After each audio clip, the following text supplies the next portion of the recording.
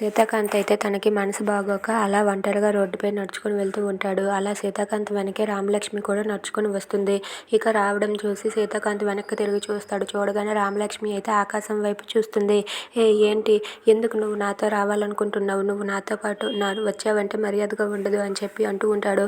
అదేంటి సీత సార్, ఈ రోడ్డు మీది కాదు, నాది కాదు, ఇంకెవ్వరిది కాదు. ఈ రోడ్డు అందరిది. మీకెలా మనసు బాగోక నడవడానికి వచ్చారో నేను కూడా నడవడానికే వచ్చాను. నా ఇష్టం, నేను కూడా నడుస్తానని చెప్పి అంటూ ఉంటుంది. అయితే నడుస్తే నడువు కానీ నా పక్కన మాత్రం నడకు అని చెప్పి సీతాకాంత్ అంటాడు. దాంతో రామలక్ష్మి అయితే వెనక్కి నడుస్తుంది. వెనక్కి నడుస్తూ ఉంటే కొందరు కుర్రాళ్ళు రామలక్ష్మిని మాటలతో గుచ్చి పొడుస్తూ ఉంటారు. దాంతో సీతాకాంత్కి చాలా కోపం వస్తుంది. ఇక రామలక్ష్మిని వాళ్ళు అనరాని మాటలన్నీ అంటూ ఉంటారు. దాంతో సీతాకాంత్ అయితే దగ్గరకు వెళ్ళి వాళ్ళిద్దరికీ కూడా బుద్ధి చెప్తాడు. ఇంకొకసారి అమ్మాయిని ఏమైనా అన్నారంటే మర్యాదగా ఉండదని చెప్పి వార్నింగ్ ఇస్తాడు. దాంతో వాళ్ళైతే భయపడిపోయి అక్కడి నుండి వెళ్ళిపోతారు.